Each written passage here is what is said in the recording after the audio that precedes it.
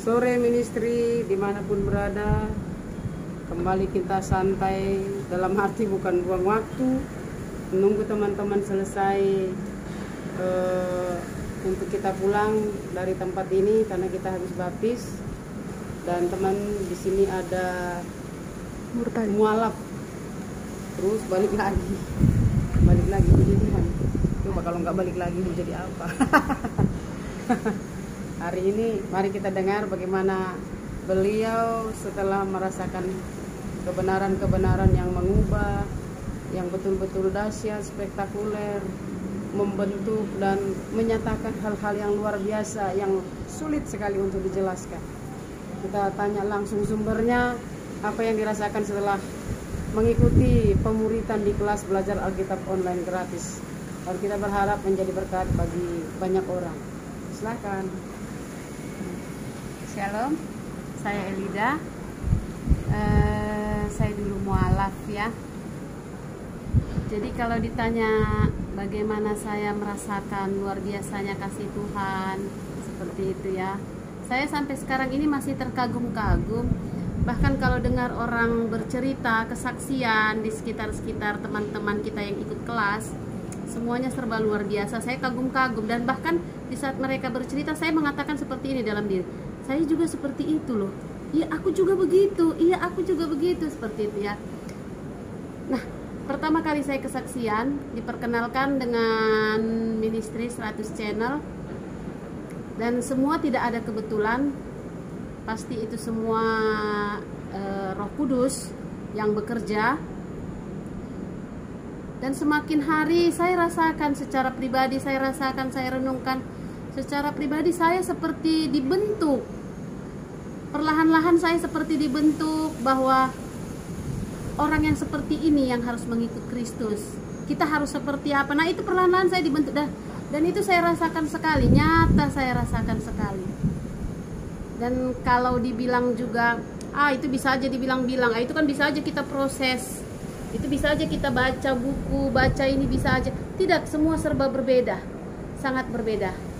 Bahkan di saat ada yang ingin kita tanyakan, mungkin nggak hari ini jawabannya. Nah, di saat kita masuk kelas, oh iya, ini dia, ini jawabannya benar, seperti itu. Nah, luar biasa sekali. Yang pasti ikut kelas Alkitab Ministry, saya seperti dirobahkan hari demi hari. Bahkan hari ini juga ya, saya masih bertemu dengan teman-teman ya, terlebih dengan hamba Tuhan. Ini sangat luar biasa. Bahkan ada satu lagi hal ya, kemarin saya bertemu dengan Ibu Yunda. Ini kembali saya ingat yang lama ya, yang lalu ya, waktu pertama kali bertemu dengan Ibu Yunda. Tuhan berpesan, Roh Kudus berpesan sama saya. Dengan keegoisan saya, kadang kesombongan, di situ ada pesan bahwa saya harus hidup seperti Ibu Yunda ini untuk mengasihi orang, siapapun dia, dimanapun dia, walaupun kau tidak kenal dia. Begitulah cara kita mengasihi orang lain. Karena sebelum kita mengasihi orang lain, Tuhan sudah duluan mengasihi. Amin. Itu sangat luar biasa. Itu pesan yang saya dapat dari Roh Kudus. Saya harus seperti itu. Dan saya sadari secara nyata, saya malu sebenarnya menghadapi Ibu Yunda waktu itu. Bertemu lagi dengan Ibu Meli, Ibu Rina. Wah, semua semakin nyata kasih Tuhan. Pembelajarannya itu bukan mesti ada teorinya, nggak mesti, oh ini level pertama kita harus seperti ini, jadi anak Tuhan harus, enggak, semua mengalir. Bahkan diperkenalkan kita dengan orang yang tidak kita kenal, dan dari situ perjalanannya kita seperti diingatkan kembali, haruslah kita seperti itu. Dan hari berikutnya lagi ada pertemuan dengan mereka teman-teman kita yang di kelas Alkitab ya. Wah, semakin luar biasa. Di situ secara nyata kita harus menjadi anak Tuhan, putra-putri kerajaan sorga, harus kasih kepada orang lain walaupun kita tidak kenal. Itu yang saya dapati di kelas ministry.